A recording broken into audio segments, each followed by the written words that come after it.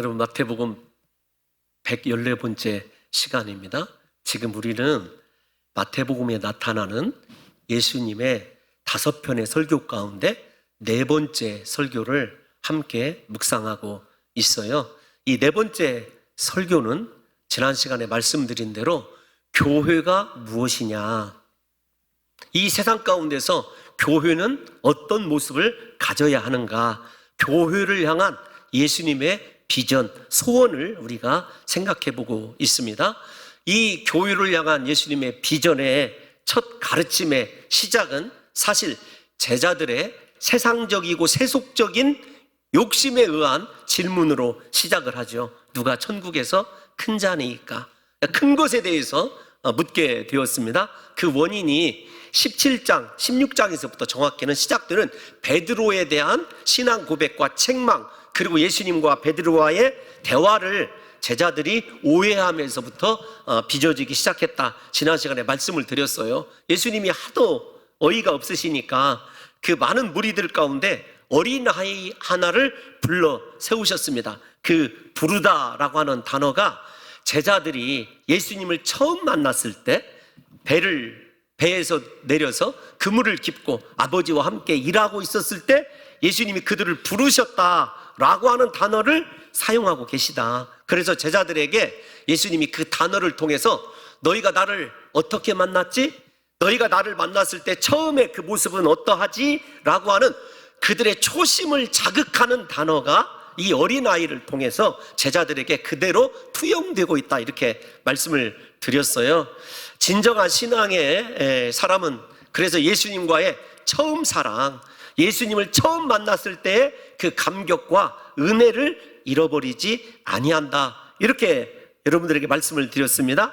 그러면서 예수님께서 2가지 강력한 명령형을 쓰셔요. 돌이키라. 돌이키란 말이 회개하라는 말이라고 말씀드렸습니다. 2번째로는 무엇이 되라 라고 하는 동사를 쓰셔요. 어떤 것이냐면 어린아이 같이 되라 라고 말씀하셨습니다.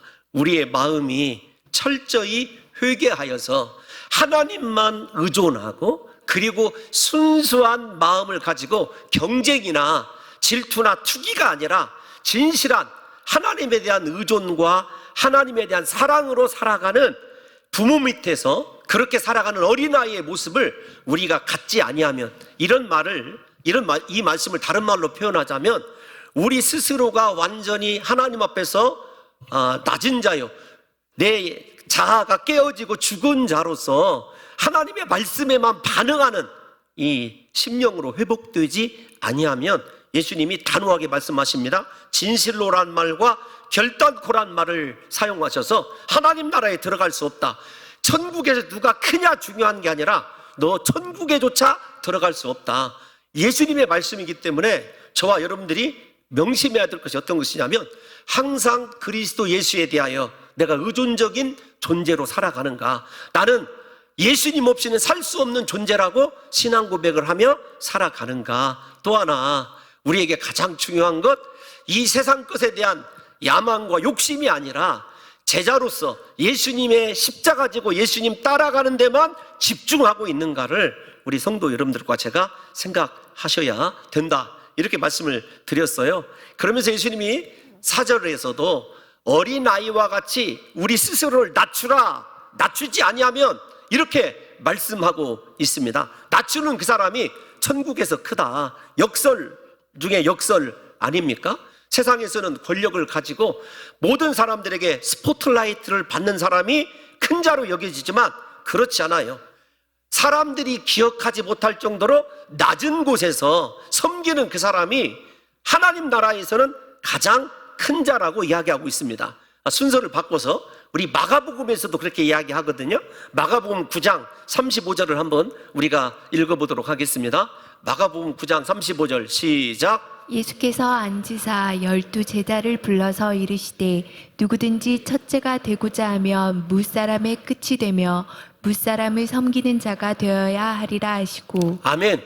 어떤 사람이 하나님 나라에서 크냐, 실질적으로 주님께서 크고 위대한 인생이라고 인정하시냐면, 이름 없이 빚도 없이 자기 자신을 한없이 낮추어서 어린아이까지도 섬길 수 있는 자, 어린아이를 예수 그리스도로 인정하고 섬길 수 있는 그 사람이 천국에서 큰 자가 되는 거예요. 중요한 것은 이 낮추다라고 하는 이 겸손함이라고 표현을 하겠습니다. 그 낮추신 겸손함의 은혜가 우리 구원의 출발입니다. 왜 이렇게 말씀을 드리냐면 사도 바울이 빌립보서 2장 5절에서 8절을 보면 예수님이 우리를 사랑하셔서 구원하시는 과정을 이루시기 위하여 첫 번째로 보이신 예수님의 사랑이 무엇이냐면 자기 자신을 낮추심 혹은 겸손함이시거든요. 우리가 5절에서 빌립보서 2장 5절에서 8절까지 길지만 함께 읽어보겠습니다. 시작. 너희 안에 이 마음을 품으라. 곧 그리스도 예수의 마음이니 그는 근본 하나님의 본체시나 하나님과 동등됨을 취할 것으로 여기지 아니하시고 오히려 자기를 비워 종의 형체를 가지사 사람들과 같이 되셨고 사람의 모양으로 나타나사 자기를 낮추시고 죽기까지 복종하셨으니 곧 십자가에 죽으심이라. 아멘. 낮추시고 죽기까지 복종하시는 예수님의 하나님으로서의 모든 존재적 권위와 그분이 받으셔야 될 영광을 버리시고 우리의 모습으로 낮아지고 또 낮아지신 것을 사도 바울이 빌립보 교인들에게 이야기하고 있어요. 빌립보서를 설명할 수 없기 때문에 우리 이 시대에 그래서 교회에 주님이 원하시는 첫 모습이 어떤 거냐, 가장 교회다운 교회의 음부의 권세가 이기지 못할 교회의 모습이 완전해지기 위해서 우리에게 필요한 것은 다른 것이 아닙니다. 나를 낮아지게 하는 것, 나를 낮추게 하는 것, 모든 사람 앞에서 진실한 겸손으로 무장하는 것이 음부의 권세가 이기지 못할 교회의 모습을 갖는 초석이다라고 하는 것을 잊어서는 안 됩니다. 또 하나, 이 오늘 본문을 통해서 예수님이 우리에게 원하시는 교회의 모습은 어떤 것이냐면은 다른 것이 아닙니다. 힘없고 연약한 어린아이를 영접할 수 있는 것, 환대할 수 있는 것이 교회의 두 번째 특징입니다. 여러분, 어린아이를 우리가 영접할 수 있다라고 하는 것은요, 세상에 환대를 베풀거나 영접하지 못할 사람이 없다는 말이에요. 왜냐하면 그 당시에 어린아이들은 수혜도 들지 않을 뿐만 아니라 가장 힘이 없어서 사회적 절대적 약자로 그렇게 인식되어 왔습니다. 그래서 하나님께서는 친히 구약 성경에서도 고아들 그리고 어린아이들의 아버지가 되심을 우리들에게 여러 차례 말씀해주고 계시거든요. 그런데 그 어린아이를 영접한다라는 말을 우리가 깊이 생각해 봐야 돼요. 어떤 것이냐면 어린아이를 영접할 때 우리의 계산기가 작동하지 않습니다. 무슨 말이냐면 내가 이 사람에게 무언가 환대를 베풀고 선을 행하면 나에게 이 사람이 무언가를 해줄 것이다, 기대할 만한 기대가 어린아이에게는 없지 않습니까? 주는 것으로, 베푸는 것으로 끝이 나요. 특별히 제가 영접이란 단어와 환대라는 말을 여러분들과 함께 번갈아 가면서 사용하는 이유는 왜 그러냐면 이 영접이라고 하는 단어는 유대인의 시각에서 이해를 하셔야 됩니다. 유대인들이 귀한 손님을 영접하다, 환대할 때는 어떻게 하냐면 집 밖에 나가서 기다리다가 그 다음에 집 안에 들어오면 항아리가 있습니다. 그 항아리에 물을 떠서 손님의 발을 씻겨줍니다. 그 다음에 안으로 들어와서 자리에 안내하고 난 이후에 향유를 깨트려서 부어드립니다. 오늘날로 말하면 향수를 뿌려드리는 거예요. 그 다음에 그 집의 최고의 음식으로 섬기는 것이 무엇이냐면 영접이란 단어예요. 그런데 나에게 아무런 득이 되지 않을 그 사람을 위하여, 어린아이를 위하여 이렇게 환대할 수 있는 사람이 몇 명이나 되겠습니까? 그럼에도 불구하고 예수님은 이렇게 말씀하셔요. 그 어린아이 하나를 영접하는 것이 곧 나를 영접하는 것이다. 예수님께서는 어린아이와 자기 자신을 동일시하는 것을 보게 됩니다. 우리가 5절 말씀 다시 한번 읽어볼게요. 시작. 또 누구든지 내 이름으로 이런 어린아이 하나를 영접하면 곧 나를 영접함이니. 아멘. 힘이 없고 나에게 되갚을 능력이 없는 그 사람을 예수 그리스도의 이름으로 영접하면 그 사람이 누구라고요? 예수님이에요. 그러니까 우리에게 보이는 사람을 바라보는 것이 아니라 그 사람 뒤에 계신 예수 그리스도를 바라볼 수 있는 영적인 능력이 있는 공동체가 되어야 한다는 것입니다. 사실 이 말씀은 예수님께서 이미 우리가 예수님의 이름으로라고 하는 말은 예수님과 동일시하라라는 말이거든요. 근데 이 교훈을 제자들에게 이미 주신 적이 있어요. 우리 마태복음 10장 한번 읽어볼까요? 40절 41절 한번 읽어보겠습니다. 시작. 너희를 영접하는 자는 나를 영접하는 것이요 나를 영접하는 자는 나를 보내신 이를 영접하는 것이니라.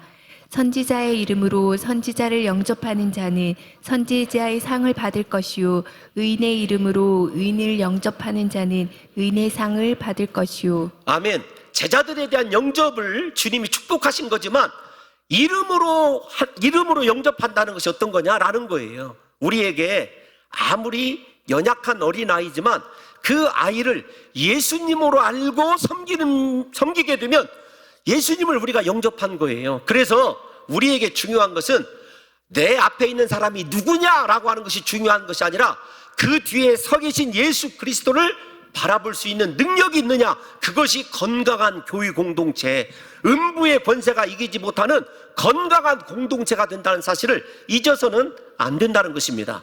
여러분, 예수님의 마지막 설교에서도 이 말씀이 굉장히 강조가 되어지고 있어요. 어떤 말씀이냐면 마태복음 25장의 마지막 설교의 결론이, 예수님의 5번째 설교이자 마지막 설교의 결론이 이것입니다. 예수님께서 오셔서 임금이 오신다고 되어 있지만 오른편에 양을 세우시고 왼편에 염소를 세우시죠. 그 양들에게 이렇게 얘기합니다. 너희는 내가 배고팠을 때 먹을 것을 주었고, 내가 목말았을 때 마실 물을 주었으며, 내가 아팠을 때 나를 찾아봐 주었고, 내가 옥에 갇혔을 때 나를 돌아봐 주었다. 그 의인들이 이렇게 외칩니다. 주여, 우리가 어느 때에 그렇게 하였나이까? 예수님이 말씀하십니다. 마태복음 25장 40절 같이 한번 읽겠습니다. 시작. 임금이 대답하여 이르시되 내가 진실로 너희에게 이르노니 너희가 여기 내 형제 중에 지극히 작은 자 하나에게 한 것이 곧 내게 한 것이니라 하시고. 아멘. 지극히 작은 자, 어린 아이에게 하나 영접하고 섬기는 그것이 누구에게 한 것이라고요? 예수 그리스도에게 하신 거라는 거죠. 사랑하는 성도 여러분들이요, 그래서 우리가 어린아이를 함부로 여겨서는 안 된다는 거예요. 그런데 이 본문이 어린아이에 관한 교훈으로 끝나는 것이 아닙니다. 6절을 한번 볼게요. 6절을 한번 보면 누구든지 나를 믿는 이 작은 자 중에 이렇게 이야기를 하고 있지 않습니까? 저 5절까지는, 1절에서 5절까지는 파이디온이라고 하는 어린아이를 가리키는 말이 직접적으로 사용되어져 있어요. 그런데 6절부터는 미크론이라고 하는 작은 자, 옛날 성경에 소자라는 말이 등장합니다. 그런데 작은 자라고 하는, 그래서 여러분 우리가 미크로스 혹은 영어의 마이크로라는 말이 저기에서 나온 단어이거든요. 아주 작은 자, 정말로 보잘것없는 그 영혼 하나를 실족하게 하면 하나님의 엄청난 심판이 있다라는 것을 주님이 경고해주고 있어요. 지금 예수님께서는 실질적인 어린아이뿐만 아니라 사회적 그리고 절대적 약자에 대한 교육의 태도를 주님께서 말씀하고 계신 거예요.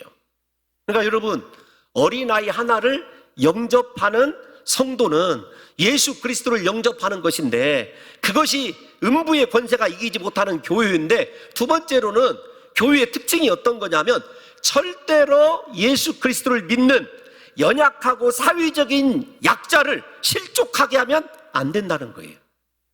성경에서 작은 자라고 하는 것이 여러분 그것을 의미하거든요. 그래서 예수님께서 우리들에게 말씀하실 때 어떤 교회가 음부의 권세가 이기지 못할 영적인 권위가 있는 교회냐? 내 스스로를 하나님 앞에서, 사람 앞에서 낮추는 사람이 건강한 교회예요. 두 번째로는 어린아이뿐만 아니라 그 다음에 작은 사회적 약자에 대하여 영접하고 환대를 베풀 줄 아는 교회가 건강한 교회입니다. 우리 성도 여러분들이 한번 생각해 보세요. 어떤 것을 생각하냐면, 우리가 권세가 있고 세상에서 무언가 힘을 가지고 있는 사람을 영접하기는 쉽습니다. 그런데 죄송한 표현입니다. 아주 과격한 표현이기도 하고요. 만약에 밑빠진 독에 물을 부숴야 되는 상황에 연약한 자들에 대해서 우리가 어떤 태도를 가져야 됩니까? 저도 여러분 심각하게 목회적 고민을 하는 것 중에 그런 부분도 들어져 있어요. 그런데 사랑하는 성도 여러분들과 우리가 어떤 교회가 건강하냐? 여러분, 좌석이 안락하고 주차하기에 편안하고 식사하기에 좋고 그 다음에 담소 나누기 좋은 환경을 가진 인프라가 아주 좋은 교회가 좋은 교회냐? 그렇지 않아요. 우리의 인식이 변화되어야 됩니다. 가치가 변화되어야 돼요. 세상의 가치를 가지고 살아가는 교회는 절대로 하나님 보시기에, 사람은 모이는 교회일지 모르지만 하나님 보시기에 건강한 교회, 음부가 이기지 못하는 교회가 아니라는 것을 우리가 아셔야 됩니다. 그래서 먼저 우리 이 공동체원들의 신앙적 의식이 새로워져야 돼요. 어떤 거냐면 절대로 내가 세상에서 누구이기 때문에 혹은 내가 어떤 사람이기에 대접을 받아야 된다 이런 생각하고 있다고 한다면 그 사람 안에는 누가 아니 계시냐면 예수님이 아니 계신 거예요.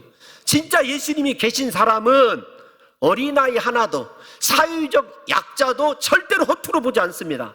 내가 섬겨야 될 예수 그리스도로 바라보게 된다는 거예요. 그래서 우리 사랑하는 성도 여러분들과 제가 이 7절의 말씀을 읽어보시면서 주님이 쓰시는 단어가 있어요. 실족이란 단어입니다. 7절에 보면 띄워놔주세요. 실족이라고 하는 단어인데, 실족이라고 하는 단어는 여러분들이 잘 아는 단어입니다. 스캔달리조라고 하는 이 헬라어, 영어의 스캔들이 바로 그 단어예요. 우리가 스캔들이 무슨 풍기불란한 일이 일어났다 이런 일로 간주해서는 안 됩니다. 예수님이 보시는 교회의 스캔들은 다른 것이 아니에요. 작은 자들을 멸시하고 사회적 약자가 교회 안에 들어와서 예수 그리스도를 믿게 했는데 그들을 향하여 스캔달리죠. 걸려서 넘어지게 하거나 마음에 상처를 주거나 그들이 믿음에서 떠나게 하는 것, 그것이 가장 큰 죄라는 것을 우리가 잊어서는 안 됩니다.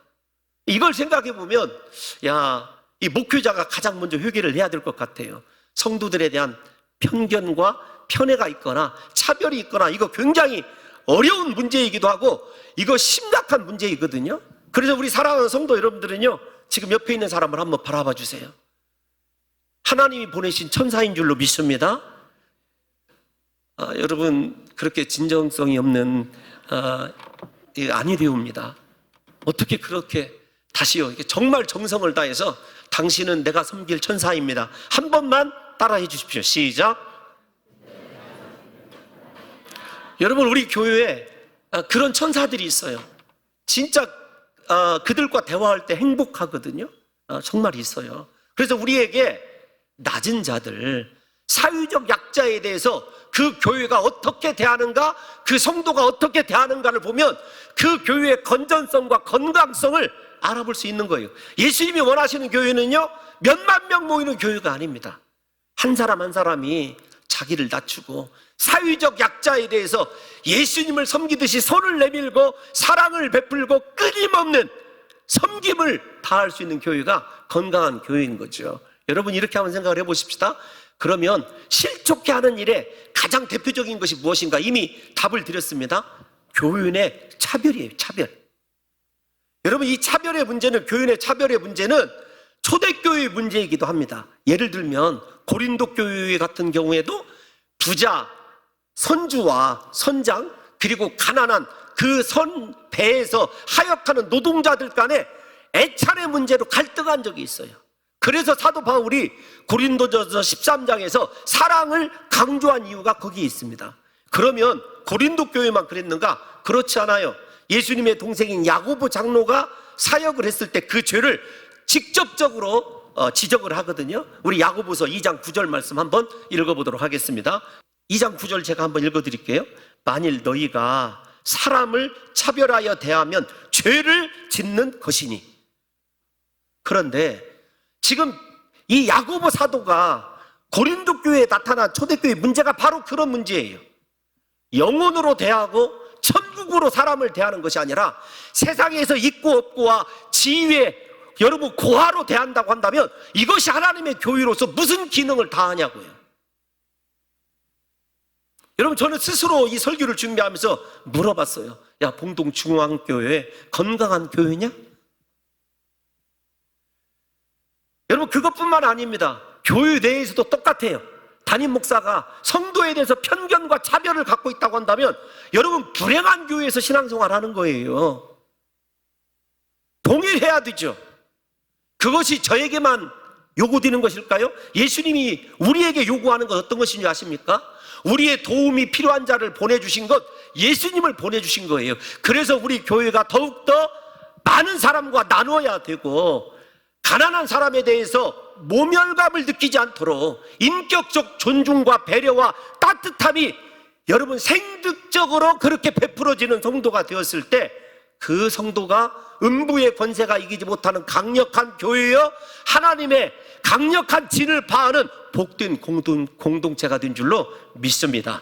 그래서 여러분, 이 초대교회 때도 사람을 차별하는 것이 그렇게 죄다. 그러므로 우리 봉동중앙교회 성도 여러분들만큼은 주님 오시는 그날까지 사람에 대한 차별이 없으시기를 예수님의 이름으로 축원합니다. 여러분, 그래서 이 실족해 한다라는 말을 해석을 한 어떤 주석가의 말을 그대로 제가 한번 읽어드리면 이런 거예요. 차라리 유혹을 받아서 죄 지은 사람은 회개하면 용서받을 수 있다. 그러나 죄 짓게 한 사람의 죄는 그렇게 간단하지 않다.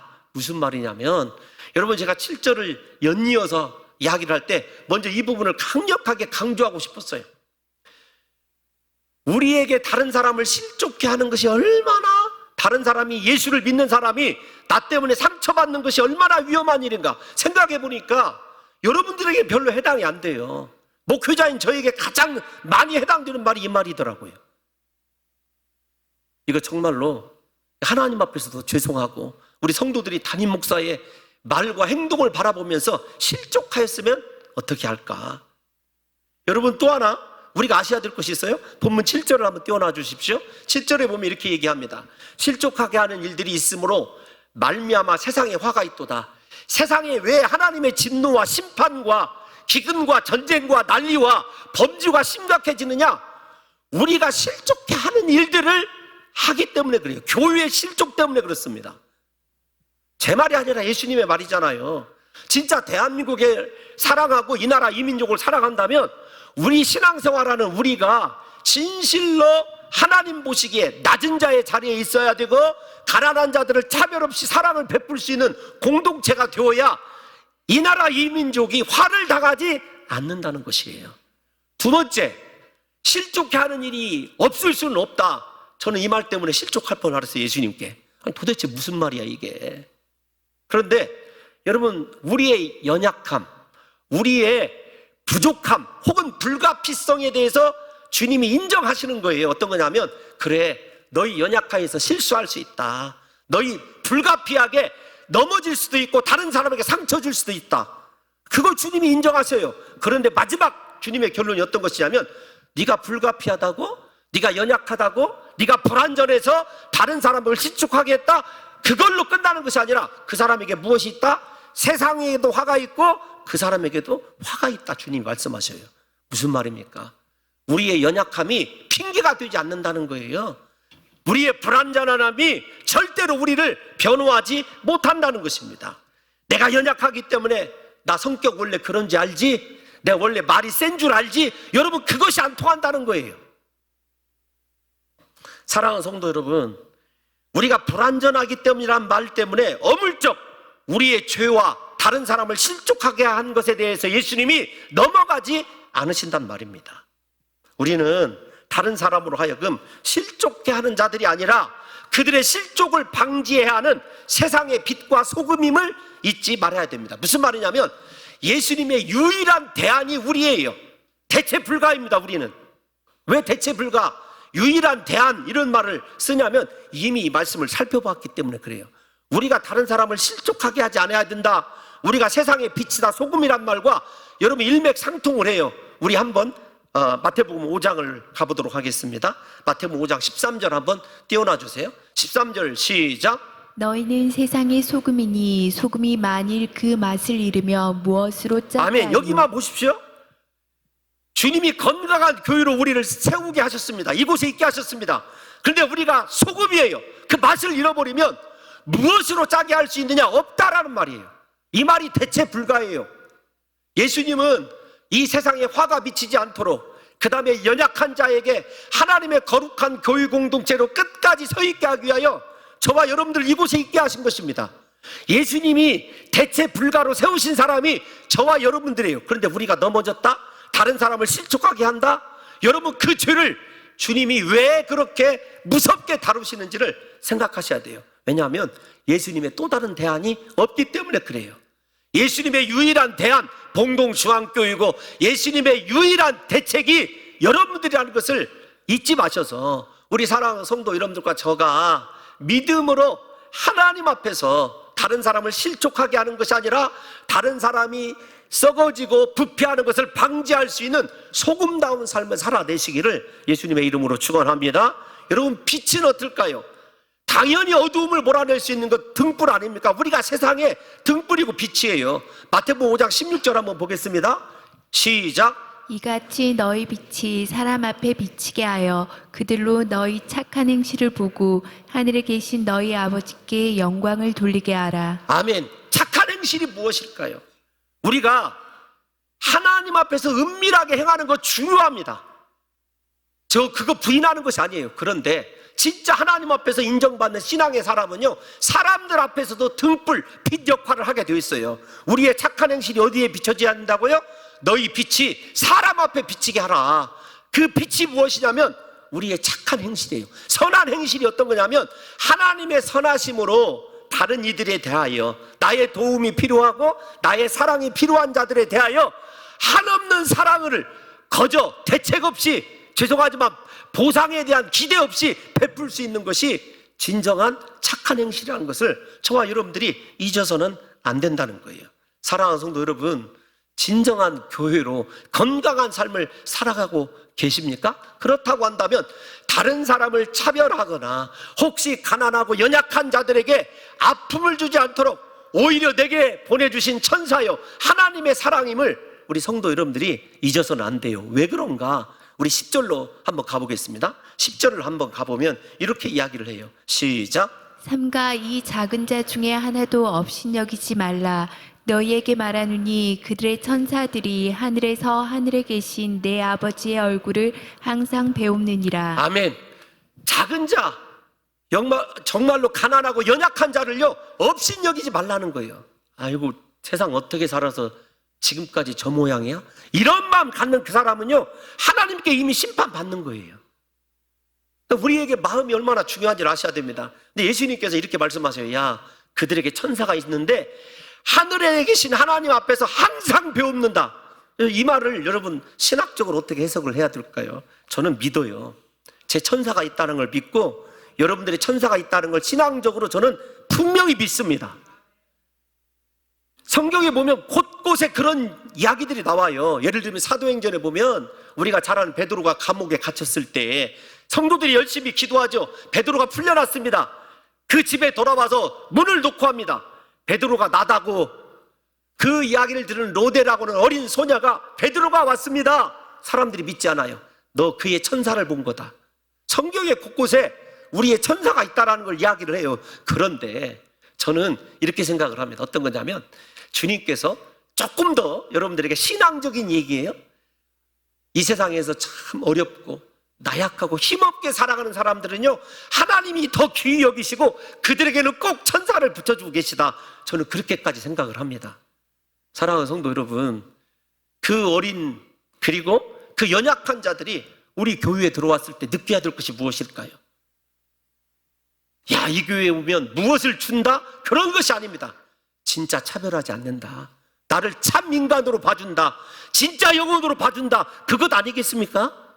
우리에게 그런 마음이 없다면 하나님께 진노를 받을 거다. 그래서 건강한 교회의 세 번째 특징이 지극히 작은 자를 예수님처럼 영접하는 것일 뿐만 아니라 그들에 대하여 실족하게 하지 않은 차별이 없는 진정한 교회가 예수 그리스도의 원하시는 소원이 이루어지는 교회라는 것을 잊어서는 안 됩니다. 세 번째, 그럼 예수님이 원하시는 교회의 특징, 건강한 교회는 어떤 거냐? 8절과 9절에 나와 있어요. 여러분, 우리가 8절 9절을 보면 너무도 무서운 말씀 아닙니까? 야, 찍어버려라, 도끼로. 눈을 빼버려라. 발도 찍어버려라. 그러면서 주님이 뭐라고 말씀하시냐면 너 온전한 육체를 가지고 영원히 꺼지지 않는 불 속에 들어가는 것보다 장애의 모습으로 하나님 나라가 들어가는 것이 좋다라는 거예요. 근데 여러분, 세 번째 주님이 말씀하시는 건 어떤 거냐면, 두 번째 실족이 차별과 다른 사람을 걸려서 넘어지게 하는 거라고 한다면, 여러분 이거 정말 심각한 거예요. 우리가 죄 짓는 모습, 말씀을 떠난 모습을 통해서 다른 사람이 믿음을 갖지 못하게 하는 것. 예수 믿는 사람들도 별것 없어. 목사도 별것 없어. 여러분, 이런 말들이 세상 사람들에게 나오게 되는 그 순간에 우리가 바로 주님을 심각하게 경고합니다. 지옥불에 떨어질 사람이라는 거예요.